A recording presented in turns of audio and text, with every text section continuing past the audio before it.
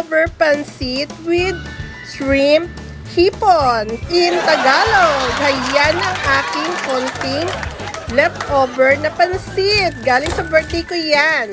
Ayos Dairy lumpia wrapper. In Tagalog is lumpia wrapper. Ayan, I cut in the middle.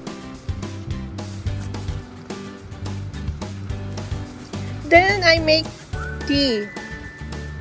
And then I put there the pancit in the middle of my wrapper. And I put one only, not two, only one shrimp. And then I make full the lumpia. And then I put the egg for sealing.